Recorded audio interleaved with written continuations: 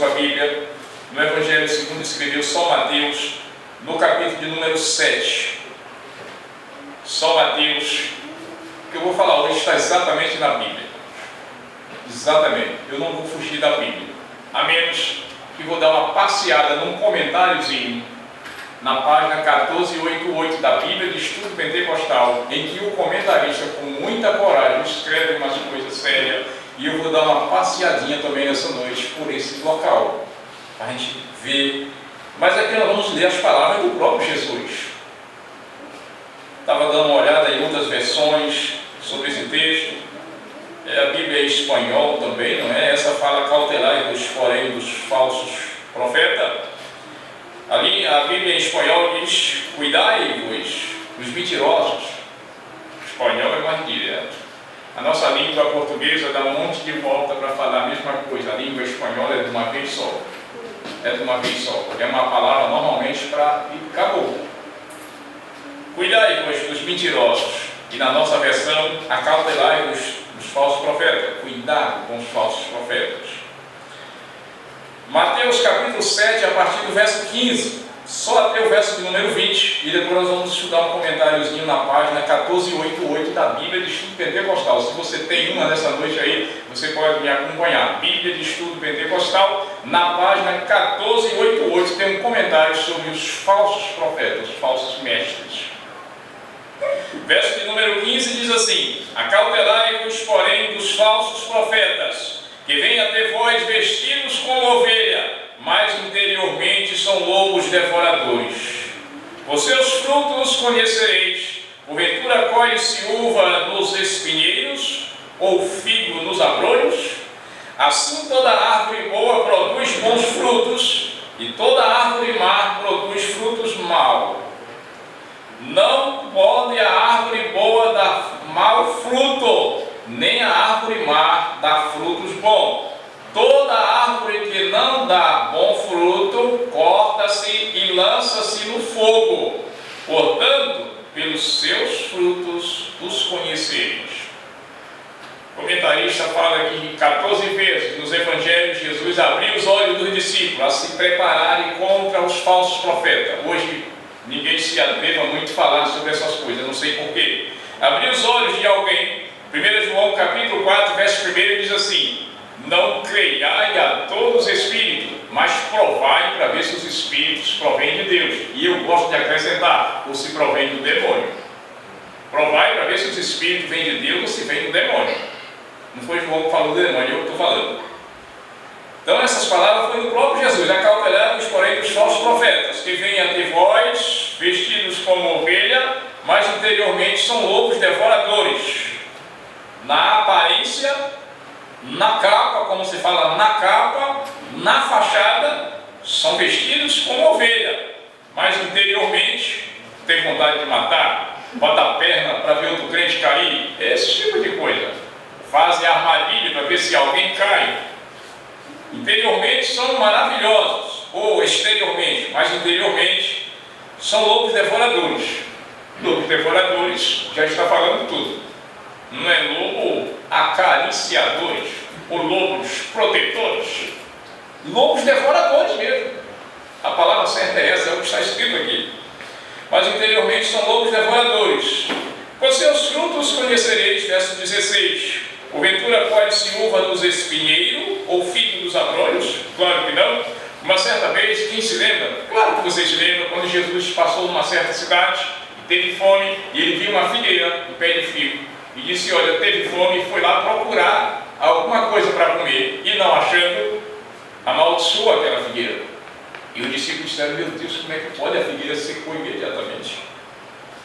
Então não pode uma árvore boa dar frutos ruins, e não pode uma árvore ruim se dar frutos bons. Pelos frutos Jesus falou que a gente conhece quem é quem. E eu descobri uma outra coisa. Existem, irmãos, 3 formas de discernir quem é quem. 3 formas. Existe a forma natural, existe a forma pela Bíblia e existe a forma de discernimento como dom sobrenatural.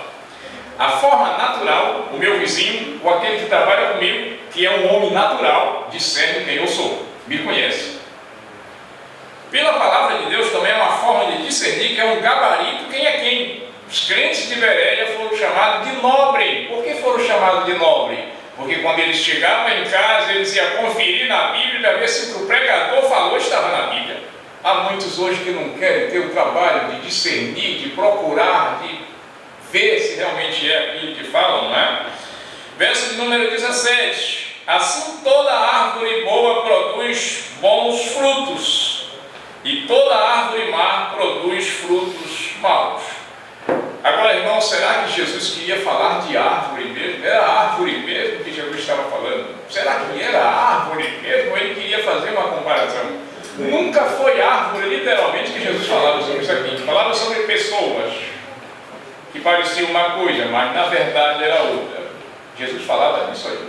Queria falar 100% de fruta, mas ele disse: não pode uma árvore boa dar frutos ruins. A árvore ela deve ser classificada pelos seus frutos e não pela sua folhagem, como aquela figueira que tinha folha, mas não tinha fruto.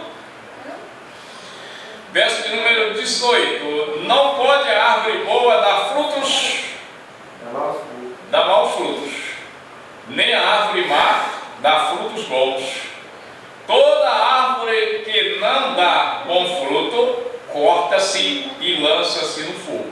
Meu Deus do céu! Uma certa vez veio um pregador, não é daqui desse estado, mais ou menos do Mato Grosso do Sul, por ali.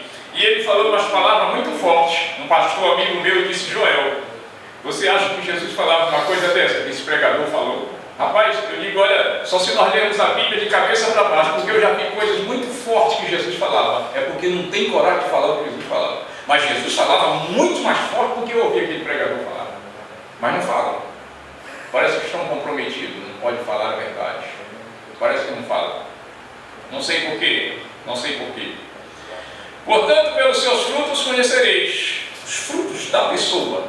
Agora, essa explicaçãozinha que eu vou ler aqui, se você tem uma bíbliazinha maravilhosa de estudo pentecostal, aí na sua casa, aí no seu trabalho, aí onde você estiver, você vai dar uma olhadinha comigo, você vai conferir. Na página 1488 e no Evangelho de São Marcos, no capítulo 13, verso 22, diz assim, São Marcos 13, 22, diz assim: porque se levantarão falsos cristos e falsos profetas e farão sinais e prodígios para enganarem, se possível, a Deus escolhidos. Se levantarão no futuro. Foi naqueles dias de Jesus, já tinha, mas Jesus falou uma palavra futura: se levantarão, se levantarão. Se levantarão falsos cristos e falsos mestres, e farão sinais e prodígios para enganarem, se possível, a Deus escolhidos. Hoje parece que há vamos dizer assim, uma fome por sinais. Acho que os maiores sinais é quando alguém aceita Jesus, se arrepende do seu mal e aceita Jesus como seu Salvador e permanece. Isso aí é mais do que uma cura do corpo, isso aí é a cura da alma. Eu vou ler aqui, irmãos, o comentário da página 1488 da Bíblia de Estudo Pentecostal. Diz assim: a descrição do falso profeta. O crente da atualidade precisa estar informado de que pode haver nas igrejas diversos obreiros corrompidos e distanciados da verdade, como os mestres da lei de Deus nos dias de Jesus. Jesus adverte aqui que nem toda pessoa que professa a Cristo é um crente verdadeiro, e que hoje nem todo escritor, evangélico, missionário, pastor, evangelista, professor, diácono e outros obreiros são aquilo que dizem ser. Esses obreiros exteriormente parecem justos aos homens, Mateus 23, 28. Parece vestidos como ovelha, Mateus 7,15, mas interiormente são lobos devoradores. Pode até ter uma mensagem firmemente baseada na palavra de Deus e expor altos padrões de retidão, pode parecer sinceramente empenhado na obra de Deus e no seu reino e demonstrar grande interesse pela salvação dos perdidos. Professar amor a todas as pessoas, parecerão ser grandes ministros de Deus, líderes espirituais de renome, ungido pelo Espírito Santo, poderão realizar milagres e ter grandes sucessos e multidões de seguidores. Todavia, esses homens são semelhantes aos falsos profetas dos tempos do Antigo Testamento e os fariseus no Novo Testamento. Longe da multidão, na sua vida em particular, os fariseus entregavam-se à rapina e à iniquidade. Mateus capítulo 23, verso 26. Cheios de ossos de mortos e de toda a imundícia, cheio de hipocrisia e de iniquidade. Sua vida na intimidade é marcada por cobiça carnal, imoralidade, adultério, ganância e satisfação dos seus desejos egoístas. Comentarista de coragem, e eu tenho coragem de ler isso aqui, tenho coragem de pular e ficar do lado de quem escreveu. Esses pregadores, todas essas coisas que ele diz aqui. Agora ele manda aqui um gabarito, como a gente saber também quem é quem.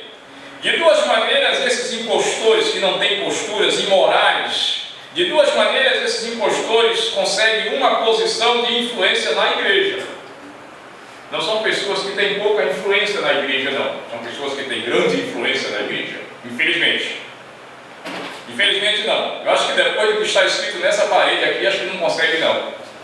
Aqui não perdura por muito tempo quem tem má fé. Aqui não perdura, não vai muito longe. Vai muito longe não. Quem tem má fé não perdura não. De jeito nenhum. De duas maneiras esses impostores conseguem uma posição de influência na igreja. Alguns falsos mestres e pregadores iniciaram seu ministério com sinceridade, veracidade, pureza e genuína fé em Cristo.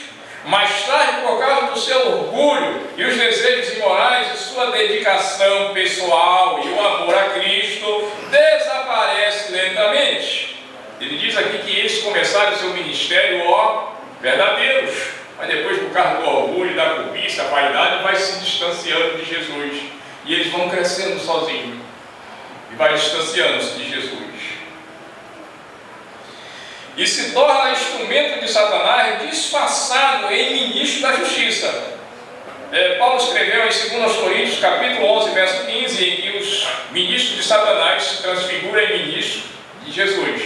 Mas na verdade não é. Ele diz: não maravilheis que o próprio Satanás se transforma em anjo de luz, parecendo, mas não é. Parece, mas não é. Nem todo amarelo é ouro, irmãos. Nem todo amarelo é ouro. Tudo que você vê amarelinho não vai nessa pensando que é ouro, que não é não. Agora Jesus falou muito fácil. Jesus tem um gabarito, onde nós lemos Mateus capítulo 7, verso 15. Pelos seus frutos os conhecerão. Eu gostaria de acrescentar: o tempo é o nosso aliado. O tempo é o nosso aliado. Outros falsos mestres e pregadores nunca foram crentes verdadeiros. A serviço de Satanás, eles estão na igreja desde o início da sua atividade. Ele foi feliz quando ele disse aqui: a serviço de Satanás, eles estão na igreja desde o início da sua atividade. Porque ele não falou desde o início da sua convenção, porque essa gente não se converte mesmo. Aí ele colocou desde o início da sua atividade, e não convenção, porque não se converte. Não se converte. Prossegue aqui: Satanás tira partido da sua habilidade. E são pessoas que têm habilidade. Tem habilidade. São pessoas que têm habilidade. Não estou dizendo que todos que têm habilidade são falsos profetas, mas comumente os falsos profetas terão grandes habilidades na área de sinais, na área da falácia, né? Nessa área toda. Eles terão aquela capacidade doada assim, mais ou menos, pelo próprio Satanás. Com certeza. Tira partido da sua habilidade e influência e promove seu sucesso e estratégia do inimigo e colocá-lo em posição de influência para minar a autêntica obra de Cristo.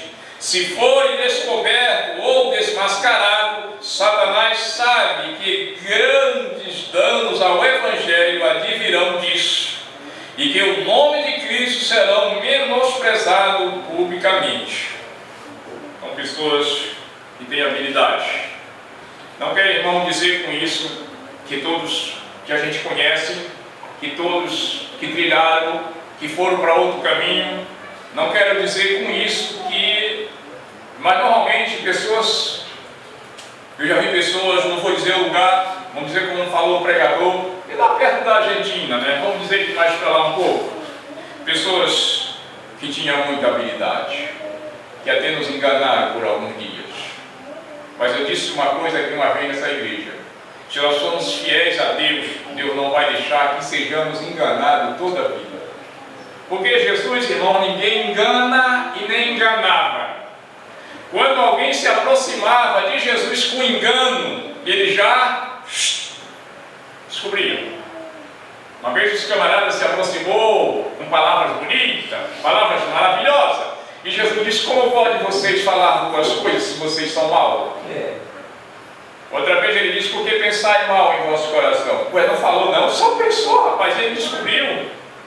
Mas nós infelizmente somos enganados ainda. Mas eu espero em Deus que eu não seja enganado por muito tempo. Muito tempo não, muito tempo, com certeza, irmãos. Agora ele dá aqui uma prova. 14 vezes nos evangelhos Jesus advertiu os discípulos a se precaverem dos líderes enganadores. Dos membros enganadores, é isso que o comentarista diz? Dos líderes enganadores. Dos dirigentes enganadores, que não parecem com Jesus nem a sombra de Jesus, nem uma xerox apagada. Não quer sofrer, quer levar a melhor fatia do bolo, quer levar vantagem em tudo. Aonde é que Jesus tinha esse procedimento? Aonde? Que eu nunca vi. Aonde que Paulo tinha esse procedimento de levar vantagem em tudo? Se muitas vezes a igreja ficava numa situação melhor e Paulo ficava na pior. Ele disse: muitas vezes nós somos entregues à morte, vocês à vida, porque eles estavam na frente do combate.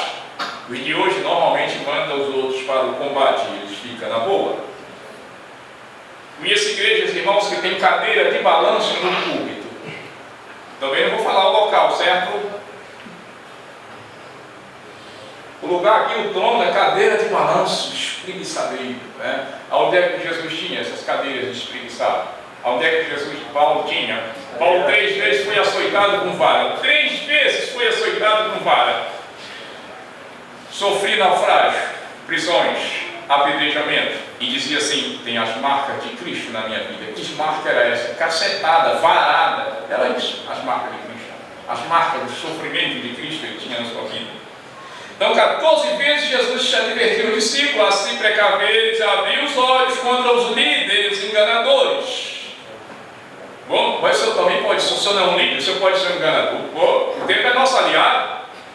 Vamos para frente, vamos andar. Em outros lugares, o crente é exortado a pôr à prova. Mestre, pregadores e dirigente da igreja. Também, o membro da igreja é convidado por à prova, mestre, pregadores e o próprio dirigente da igreja. O crente é convidado a abrir os olhos. Será que Jesus é assim, dessa forma? Será que Jesus é desse jeito aí, que se comportam com muita folhagem sem fruto, com muitas roupagens, mas no interior não tem? Será que Jesus seria dessa forma? Ele dá aqui quatro itens para a gente descobrir quem é quem. Discernir o caráter da pessoa. Discernir o caráter da pessoa.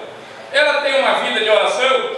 Hoje, normalmente, quem são as pessoas que são classificadas como pessoas de oração? Quem é?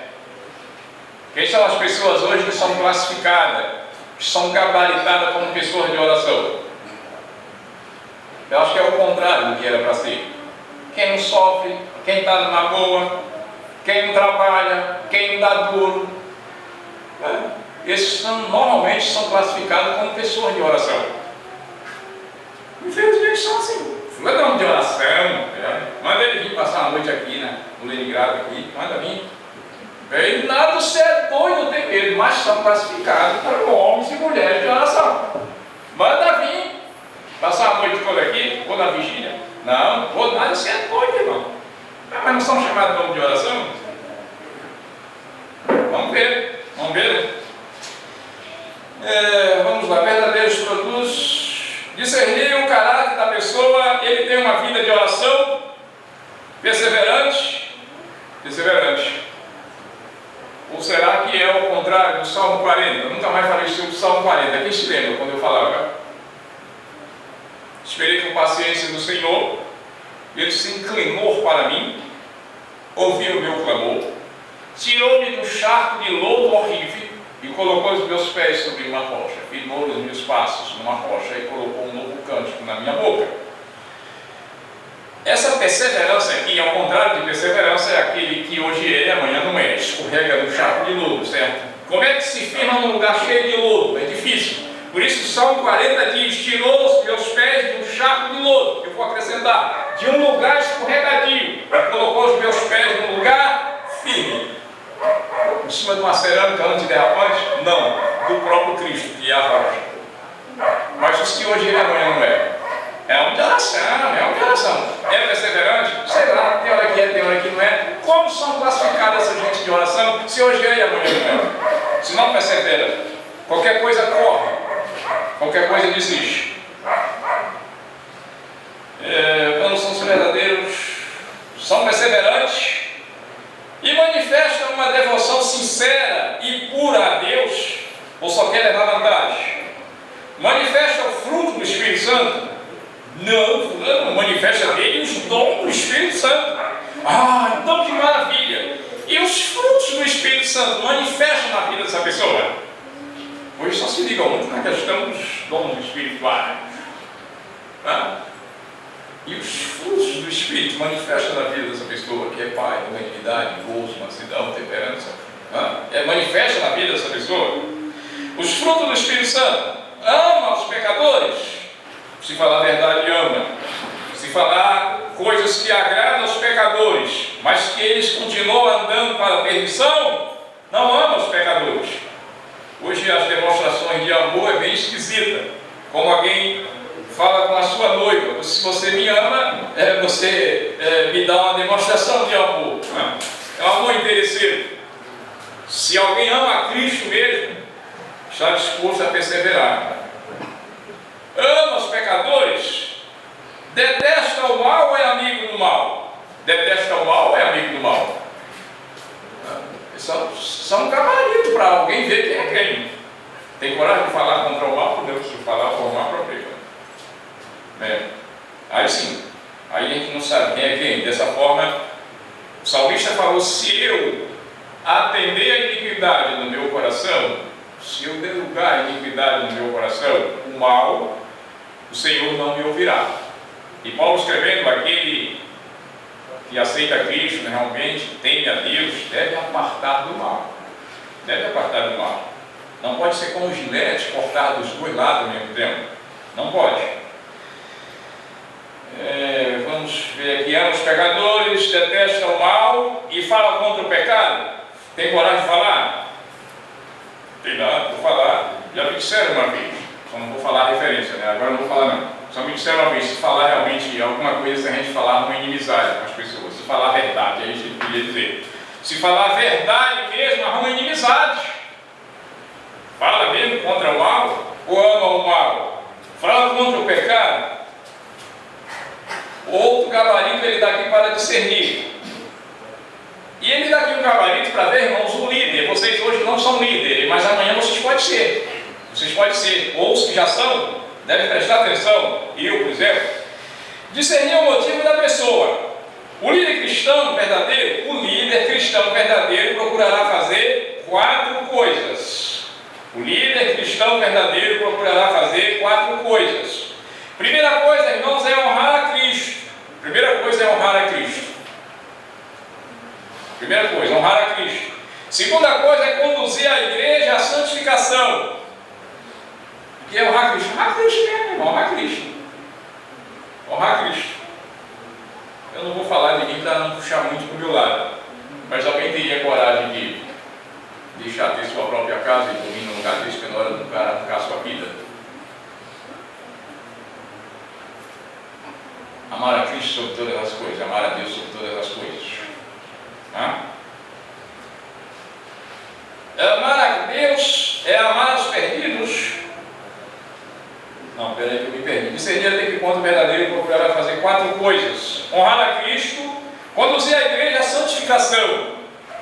Paulo escrevendo nos Romanos capítulo 12, verso 2: não vos conformeis com este mundo, mas transformai-vos pela renovação do vosso entendimento. Não conformeis com este mundo, não conformeis com este mundo, não entreis na forma do mundo e se torna como o mundo. Então, se eu colocar uma gravata, eu estou diferente do mundo. Não, porque tem uns camaradas que trabalham no banco e também tem gravata. Se eu colocar um paletó, eu estou diferente do mundo. Aqui eu estou usando umas 3 camisas por dentro. Não, os judeus vestem logo umas 3 camadas de roupa. E são incrédulos. Talvez as roupas não quer dizer muito. Certo? Alguém se baseia muito na roupa. Se baseia muito na roupa. Mas existe uma coisa pelo lado de dentro da roupa que é o nosso íntimo. Dentro. Paulo escrevendo aos Tessalonicenses no capítulo 5, verso 23. E ao mesmo Deus de paz vos santifique todo espírito. Olha como é que Paulo olha de dentro para fora. Ao mesmo Deus de paz vos santifique todo espírito. E depois, vem mais para cá um pouquinho, alma. E depois, corpo. A gente olha assim, de fora para dentro. Paulo, um crente muito excelente, olhava de dentro para fora. Primeiro vos santifique todo o espírito, e depois mais para fora um pouquinho a alma, e depois mais para fora o corpo. Hoje a medida é o corpo, por dentro não, ninguém está vendo mesmo, né? Como as passagens de ano normalmente se vestem todos de brancos, e por dentro como estão? A maioria estão pretos por dentro, infelizmente. Infelizmente. Conduzir a igreja à santificação. E o outro aqui é salvar os perdidos. Salvar os perdidos também. E o quarto, irmãos, é proclamar e defender o Evangelho de Cristo e dos seus apóstolos. Entendam? Proclamar e defender o Evangelho de Cristo e dos seus santos apóstolos. Não entenda que é defender a Cristo, não, porque não precisa ninguém defender a Cristo. Mas é a forma com que se prega o Evangelho hoje que não parece ir muito com Cristo. É isso que ele está dizendo. Não é que ninguém precisa defender Cristo, não é o contrário. Foi cantado nessa noite, Jesus Cristo é nosso advogado. Então é Ele que nos defende. Mas ele disse aqui, proclamar e defender o Evangelho de Cristo e dos seus apóstolos. Que muitas vezes não parece, né? Não parece com o Evangelho de Cristo, não parece com os apóstolos. E assim por diante. Outra coisa, que fala também na situação financeira. Observar os frutos da vida e da mensagem da pessoa. Os frutos dos falsos pregadores comumente consistem em seguidores que não obedecem a toda a palavra de Deus, pela metade, como se sepultasse alguém deixando a metade do lado de fora, não é? Discernir até que ponto a pessoa se baseia nas Escrituras. Isso é um ponto fundamental. Ele crê e ensina que os escritos originais do Antigo e do Novo Testamento são plenamente inspirados por Deus e que devemos observar todos os seus ensinos. Caso contrário, pode estar certo de que tal pessoa e a sua mensagem não provém de Deus. É aqueles que não falam a Bíblia, é porque se falar vai arrumar aborrecimento. Está aqui então. Está no gancho aqui, está no gancho. Finalmente, irmãos, verifiquem-me e verifiquem também, por aí. Finalmente, verifique a integridade da pessoa quanto ao dinheiro do Senhor, aquilo que é ofertado para a casa do Senhor. Dão satisfação o que fazem com isso, dizem aonde foi parar, é integridade. Caso contrário, não há integridade. Claro, tem alguns membros que dizem assim, são tão legal, são tão fiéis. Não, eu entrego lá, não quero nem saber o que vão fazer. Deve fazer uma coisa para vocês. Pode até dizer que eu estou querendo transformar essa igreja numa vida secular, numa vida política, não é? Mas não é não. No estado de São Paulo existe uma lei hoje, os prefeitos que prometem as coisas no final do mandato, se não cumprirem, vão ter que dar uma explicação que os vereadores de lá fizerem uma comissão. Vão ter que dar uma explicação por que não fizeram. Irmãos. Por que então entregam o dinheiro assim, sem saber o que vão fazer? Não dão uma satisfação do que fazem. Não dão uma satisfação aonde foi parar seu dízimo, sua oferta. Não dizem aonde foi parar. pelo menos é o gabarito que ele diz aqui, verifique a integridade da pessoa quanto ao dinheiro do Senhor. Ela recusa grande soma para si mesma, ou agarra com tudo para si mesma. Administra todos os assuntos financeiros com integridade, e eu acrescentaria mais com integridade e transparência. As pessoas veem isso, as pessoas sabem, e com responsabilidade, e procura realizar a obra de Deus conforme os padrões do Novo Testamento para o obreiro cristão. Há uns que os padrões deles são baseados exclusivamente no Antigo Testamento. Não quero com isso dizer que o Antigo Testamento não é a palavra de Deus, que é a palavra de Deus. Mas normalmente o Antigo Testamento é como o baldame da construção. Tanto é importante a construção quanto ao alicerce da construção. O Antigo Testamento é o baldame, é o alicerce. E o Novo Testamento é a construção propriamente dita. E eu já vi uns pregadores muito inspirados dizer que a Bíblia, dentro dos seus 1189 capítulos que ela tem, 31.173 versículos, que são as divisões mínimas, e os seus 66 livros. Os pregadores dizendo que tem apartamentos, tem quartos, tem janela, são edifícios. A Bíblia, e nós devemos andar por esses edifícios.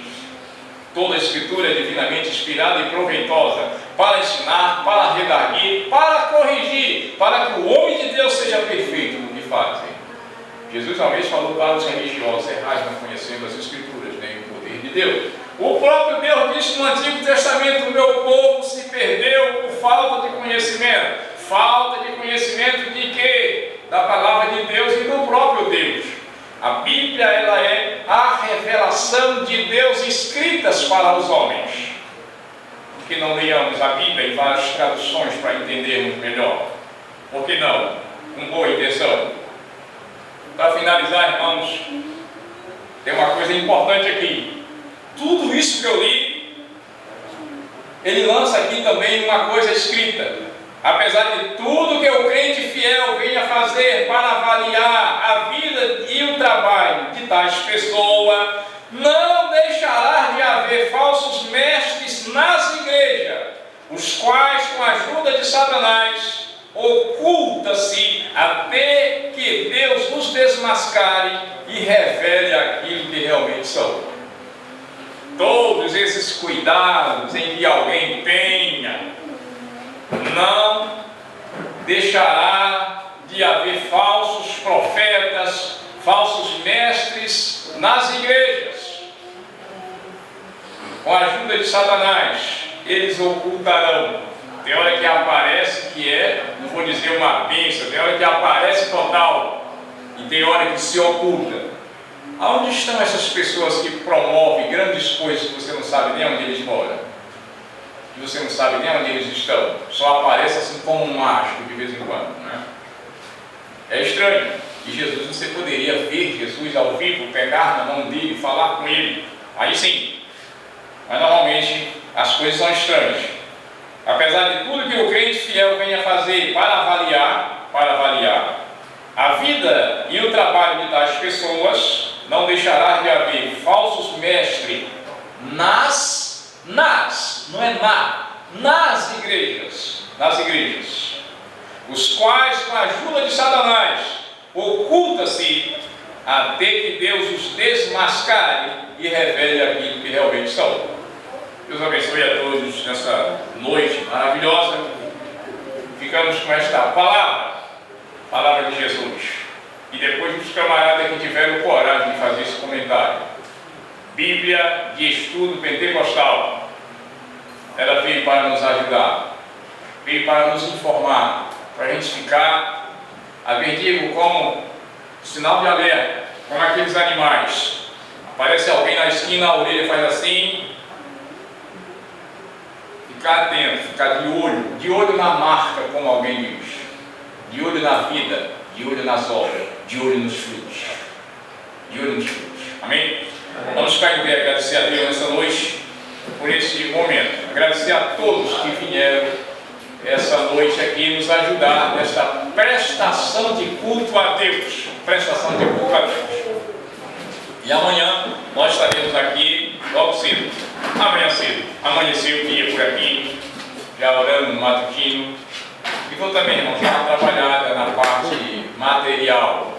Mesmo na parte material, tem pessoas que isso não tem interesse nenhum, não tem fundamento nenhum. Essas partes materiais dependem para quem você faz. Depende para quem você faz. Se você faz para Deus, Ele é espiritual. Então tudo que você faz, até uma pedra que você pega daqui e joga para aqui, se você faz isso para Deus, isso tem um fundo espiritual, porque Deus é espiritual. Um tijolo desse, vamos preparar aqui para pintar, e tudo isso a gente faz para Deus, irmãos. E às vezes eu confesso que deixamos de fazer para nós, às vezes, porque temos responsabilidades, não podemos pagar, e se Jesus estivesse aqui, Ele fazia primeiro e os outros ajudavam. Normalmente por aí afora não é assim. Manda-se os outros fazer. Essa semana eu estive numa igreja em Nova Cidade, visitando. Falei para os irmãos, naquela época que Jesus andava com os seus 2 pés maravilhosos na terra, e os discípulos também, a maioria das vezes, se fizesse uma armadilha para pegar aqueles ali, imagine quem pegava primeiro e andava na frente. Quem ficava deitado na rede e mandava os discípulos ir. Não, Jesus não era. Se fizesse uma armadilha para pegar, a maioria das vezes pegaria Jesus primeiro, porque ele andava na frente. Hoje, normalmente, muitos querem ser líder, querem ser pastor para mandar os outros. Jesus era aquele exemplo. Ele fazia. Se alguém quisesse dar uma mãozinha, ele era o primeiro. Já viu aquela expressão, aprendi com os baianos, com os cariocas, o dono de defunto que pega na cabeça, né? Não é isso? O líder faz e alguém o ajuda. Graças a Deus aqui que nós temos a ajuda de Deus e dos irmãos também, nas contribuições, na presença do culto, mesmo aqueles que não trazem um centavo. Eu não estou dizendo que alguém não traz, mas se a sua presença está aqui, vale mais do que o dinheiro todo que você tem. Mas graças a Deus que nós temos batalhado e feito esta obra assim. Vamos convidar